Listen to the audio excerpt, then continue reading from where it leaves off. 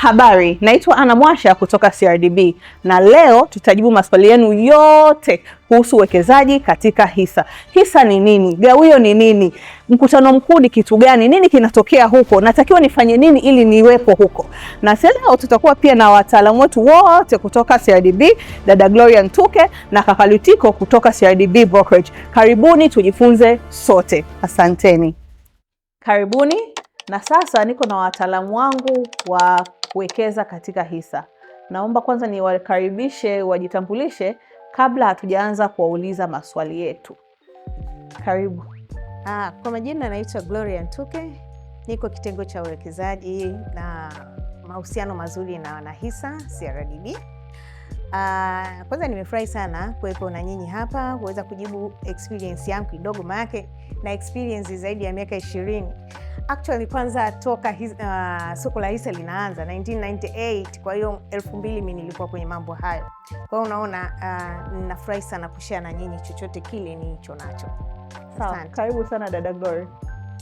Shukrani sana. Kwa majina naitwa Lutiko Mbilini, anasimamia dawati la ununuzi na uuzaji wa bidhaa za soko la mitaji. Nimekuwa sokoni kwa miaka 10 sasa na nafurahi sana kuwepo hapa kwa sababu naona kabisa kwamba mwitikio wa watu kwenye soko la hisa sasa hivi ni mkubwa. Na natamani uendelee kuongezeka kadri ya siku zinavyozidi kwenda. Lazima utake uongezeke. Sawa, kwa hiyo tuna pale zaidi ya miaka 20, miaka 10. Hapa tukiweka miaka 10 tuna zaidi ya miaka 40 ya uzoefu kwenye kuwekeza katika hisa. Kwa hiyo nina imani kabisa kwamba leo tutaweza kujibu maswali yote kwa ukamilifu na to completion. So labda tuanzie na kaka Lutiko. Hisa ni nini? Mtu akisema mimi ni mwana hisa au nimenunua hisa, ni kitu gani amekinunua? Yaani ni karatasi, ni kitu kiko hewani, ni kitu gani? Na pia mimi kama mwana hisa huwa nina rights gani? Yaani nikishakuwa mimi ni mwana hisa. Kwa hiyo shukrani sana. Sasa tunapoongelea hisa ni umiliki wa kampuni. Kwa namna moja au nyingine mtu ambaye amenunua hisa hiyo kampuni husika, yeye anamiliki hiyo kampuni kwa kiasi kile alichonunua hizo hisa. Kama unavyojua kila biashara inapoanza lazima una mtaji. Nikikuwekea katika hesabu rahisi kabisa. Tuangalie kama leo unaanzisha biashara unahitaji mtaji wa milioni 1. Sawa? Unaweza ukasema basi katika hii mtaji wa milioni 1 mimi nitagawa katika hisa 10. Kila hisa itakuwa 100,000. Kwa hiyo ukiuza hisa zote 10 mara 100,000 tayari unapata milioni 1 yako. Kwa hiyo unakuja kwangu mimi nakwambia okay fine, mimi nitanunua hisa 2. Kwa hiyo nimechangia 200,000 pale. Unakuja kwa dada Glory hapa nakwambia mimi nanunua hisa 3. Kwa amechangia 500,000. Wewe mwenyewe bado umechukua hisa zako 5, kwa umechangia 500,000, inakuwa tumekamilisha. Kwa hiyo mtaji umepatikana, sisi wote ni wanahisa, ni mmoja wa wamiliki wa hiyo kampuni. Na nina rights gani kama mwanahisa? Hapo hujanijibu. Okay, sasa ukija katika haki za mwanahisa. Kwanza kabisa una haki ya gawio pale itakapotangazwa. Na hata sisi tunapoprocess ya magawio inamaanisha kwamba hata mtu mwenye hisa 1 atalipwa gawio lake. Mwenye hisa 10 atalipwa gawio lake. Mwenye hisa milioni 1 atalipwa gawio lake. Kwa hiyo kama kampuni na iko pale kwa ajili ya kutengeneza faida. Siamini kama mtu anaweza kufanya biashara ambayo anataka kutengeneza hasara. Kila mtu ana lengo la kutengeneza faida. Ikitengenezeka management inaweza ikaamua kugawa gawio. Na naomba nisisitize, inaweza ikaamua kugawa gawio.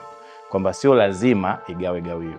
Wanaweza wakaangalia wakaona kuna fursa zingine nyingi za kufanya, wakaamua ile gawio libaki ili waweze kutumia hizo fursa afu wakaja kugawa gawio baadaye. Wanaweza kukuta labda hali ya nini, japokuwa kuna faida lakini hali yenyewe ya taasisi bado inahitaji hizo hela, wasitoe gawio. Lakini kama wakiona kabisa kwamba faida imetengenezeka nzuri na kuna nafasi ya kuwapa wanahisa gawio, basi wanaweza wakatangaza gawio na wametimiza vigezo na masharti za mamlaka mbalimbali. Wanaweza wakagawa hilo gawio. Kwa haki ya kwanza mwanahisa ni kupata hilo gawio. Lakini haki ya pili ya mwanahisa, yeye anaruhusiwa kuingia kwenye vile vikao vya wanahisa. Mikutano ya wanahisa ambayo lazima kisheria ifanyike walau mara 1 kwa mwaka. Lakini cha tatu, una haki ya mambo mengine yote ambayo kwa Kiingereza tunaita corporate action. Kwa mfano, leo hii tumeamua kufanya right issue. Yaani tutoe hisa mpya. Basi wewe kama mwanahisa unakuwa na haki ya kwanza ya kufanya nini? Ya kupata ile right issue. Kwa hiyo kama nimekuelewa vizuri, ninapata gawio langu, nina haki ya kupata gawio, napata fursa ya kuchangia kwenye mpango mkakati niseme au kwenye yaani unakuwa una haki ya kuingia kwenye vile vikao vya wanahisa ambako pale sasa unaweza ukachangia na kuuliza maswali kabisa. Na tatu ukasema corporate action ikitokea mimi kama wanahisa unakuwa na haki na haki. Na mwisho ukasema kuna kitu kinaitwa capital gain. Tutarudi kwenye capital gain kabla tujaenda huko. Sasa kama sina hisa, nimesikia tuko hisa, nikitaka kununua hisa ninaanzia wapi? Ninaenda kwa nani nianze kununua hizo hisa? Sawa, asante sana. Kwa hiyo imekaa hivi kwamba soko la hisa Dar es Salaam liko pale kwa ajili ya kusaidia mtu anayeuza na anayenunua, lakini hauwezi ukaenda direct kwenye soko la hisa Dar es Salaam. Lazima upitie kwenye madalali ambao wameorodheshwa na soko la hisa Dar es Salaam. Kwa hiyo kuna madalali mbalimbali na ikiwemo CRDB wenyewe mmoja wa madalali. Kwa hiyo kama unataka kununua hisa lazima kwanza utafute dalali ambaye atakusaidia katika zoezi zima la kuuza na kununua hisa, ambao kama ukiamua kumchagua CRDB unakuwa na options mbalimbali. Option ya kwanza unaweza kaingia tawi lolote la CRDB ukajaza fomu, utasaidiwa kununua hizo hisa husika. Lakini pia soko la hisa limeenda hatua moja zaidi, limeleta application inaitwa DSE Hisa Kiganjani, ambao katika ile application ukiingia unakutana na madalali wote pale, utachagua dalali wako naye atakayekuhudumia, alafu utaweza sasa kuweka order kwenye application na kuilipia kwa control number na ukapata hizo hisa husika unazozitaka. Sawa. Kwa hiyo nimeshajua lazima nichague dalali wa soko la hisa anisaidie. Sasa najuaje ni hisa gani ya kununua? Naangalia kitu gani? Je, nachukua ile yenye bei ndogo zaidi nitegemea kwamba baadaye itakuwa mara 10 mara ngapi, au ninaangalia faida zake? Ni vitu gani ninaangalia ili nijue hii ndo hisa sahihi ya mimi kununua? Kwenye kununua hisa sasa, na ndio maana mara nyingi tunashauri tuwe na dalali, kwa sababu dalali yule ndo mtu ambaye anakuja kufanya nini? Kukupa ushauri. Kukupa ushauri kwamba hisa hii ni nzuri, hisa hii sio nzuri sana. Na ni kweli kwamba kuna watu wengi tumeona kabisa kwamba kumekuwa kuna wimbi kubwa la watu kuingia kununua hisa ambayo ina bei ndogo, akiamini kwamba ikipanda ndio atatengeneza faida kubwa na kukimbia hisa ambayo ina bei kubwa. Lakini hisa ni kama keki.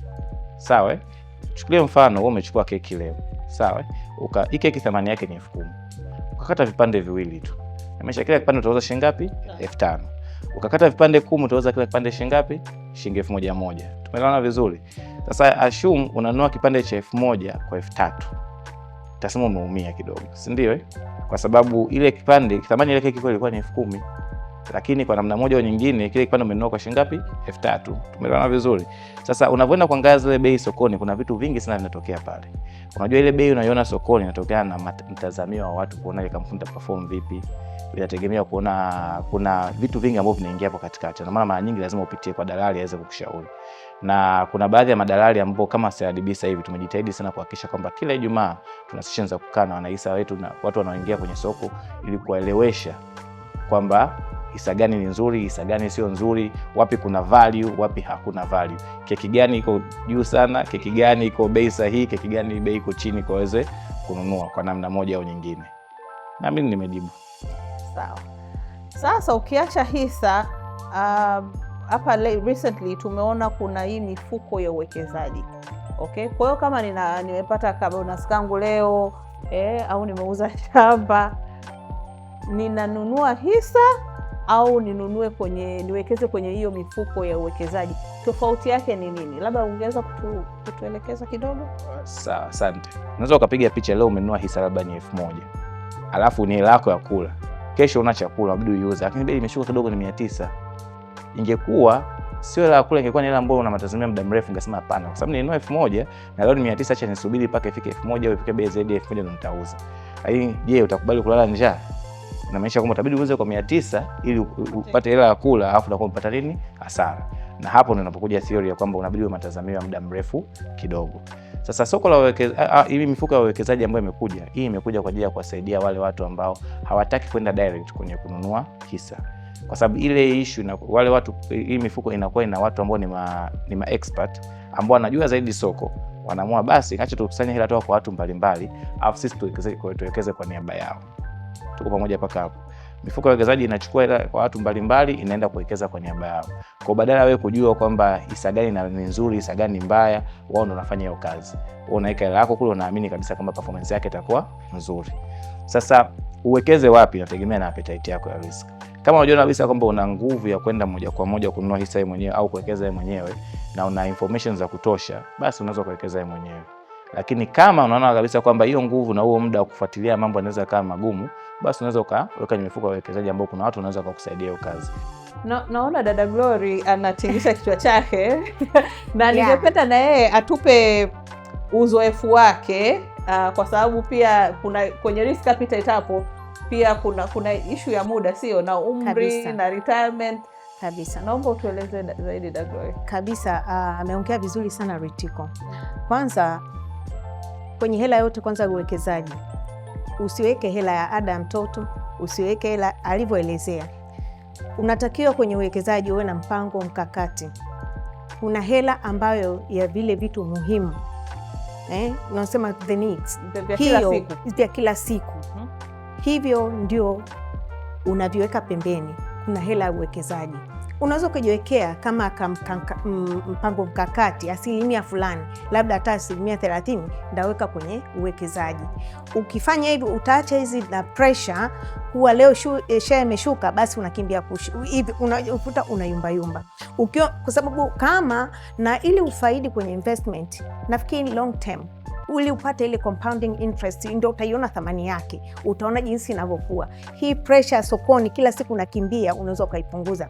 Umeongea sana Ritiko, risk appetite. Mtu kama mimi anafanya uwekezaji na mtu kama Ritiko, tunaweza tukawa na risk tofauti appetite zetu, na hizo ndio zitatuguide kwenye investment. Mwingine unaweza kusema labda asilimia 30 kwa 70. Mimi naweza nikasema labda UTT au bond long term, zile nikasema asilimia 70 yote mimi nikaweka kutokana na age yangu. Lakini kuna mtu mwingine kama Ritiko na wengine anaweza kasema 70% yeye ataweka kwenye equities. Kwa sababu unaona, kwa sababu kwenye kitu kama alivyoelezea, risk kubwa, the higher the return, the risk inaenda hivyo. Lakini UTT hizo za collective scheme zote hizo na bondi ni passive and reliable, unaona. Kwa hiyo hapo pia unaweza ka make mind yako vizuri kwenye uwekezaji, usikurupuke tu, unatakiwa kujiangalia kama alivyoelezea. Kwa hiyo haitupasi kufuata mkumbo, kila mtu ana malengo yake, kila mtu ana risk appetite yake, lakini cha muhimu pia mimi nilichokitoa hapa ni tuna jukumu ya kufanya ka homework kidogo. Sio usisikie tu mfuko fulani na wewe ukaurukia mfuko fulani ukarukia. Tuelewe humo ndani kuna kitu gani, na je hiko kitu kinaendana na malengo yangu mimi kama mimi, maana malengo yako siyafahamu na malengo hapa siyafahamu. Sasa kuna kitu umekitaja hapa, naomba tukigusia kidogo. Kuna faida, sio? Ndio umesema kuna capital gain, afu kuna gawio. Sasa nasubiria gawio, nasubiria capital gain. Maana mimi niongelee mimi kama mimi, kuona hela yako imepanda katika karatasi alafu ukaiacha pale kidogo kuna kuna ubora zaidi, au unatushaurije? Asante sana. Lengo lako kwanza unanunua ile hisa ilikuwa ni nini? Ulikuwa unataka kutengeneza capital gain, ulikuwa unataka kupata gawio, ulikuwa na lengo la mwaka mmoja, ulikuwa na lengo la miaka 5. Sitegemei mtu ambaye kuja pale kaangalia kampuni kama CRDB akaamua kununua hisa yake akasema bwana, mimi naona mipango ni mingi na ni mizuri na naona hii benki labda miaka 5 ijayo itakuwa mahali fulani. Siamini huyo mtu akisikia gawio la CRDB atakimbilia kwenda kuuza hiyo hisa, kwa sababu matazamio yake yalikuwa ni miaka mingapi? 5 na 10. Na kama ilivyoongea dada Glory kwamba mtu ambaye matazamio ya muda mrefu na anatengenezaga hela nyingi zaidi sokoni kuliko mtu anatazamia muda mfupi. Kwa hiyo mtu huyo akija hatawaza issue ya gawio sana. Atawaza ile mipango anapoiona benki miaka 5 ijayo, je, inaelekea huko au haielekei huko? Akiona haielekei kule ambako anataka kwenda ndo atatoka. Lakini akiona yale matarajio yake yanaelekea huko, ataendelea kufanya nini? Kubaki. Lakini kuna mtu mwingine yuko pale ni mkastaafu, amewekeza ile hisa ili apate gawio tu.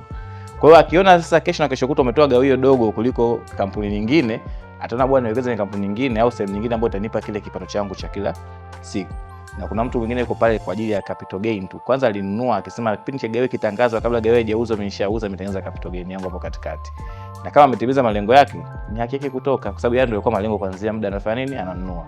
Kwa emphasis yangu kubwa katika hii ni kwamba uuze usiuze, uangalie gawio au uangalie capital gain, inategemea na malengo yako ya kuingia katika nini, katika hiyo hisa husika. Lakini pia ukiacha kwa malengo ni inakuwa changamoto. Piga picha mtu ambaye alinunua CRDB kwa 200 kwa shilingi 95, hata basi tuwashumu hata 95. Ilipofika 200 akawa amesha double hela, nitoke. Sasa hivi anajisikiaje? Umenielewa? Mimi nikwambia nilinuaga share shilingi 95, ilipofika 200 nikaona nimewini maisha, nikauza. Ukauza. Sasa imagine kama malengo yako yalikuwa kuweka miaka 5 alafu umeuza kwa 200 alafu sasa unakuta share kwa 3000. Imagine unachojisikia.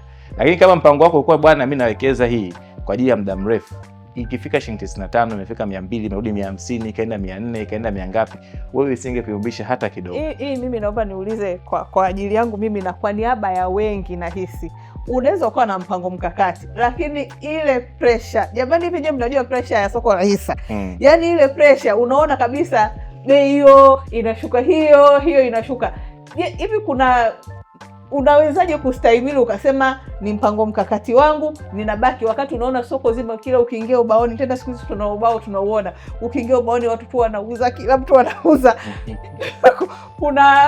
Kwa uzoefu wenu, ni njia gani unaweza ukadhibiti kuingia kwenye ule mkumbo na aidha kuuza au kununua?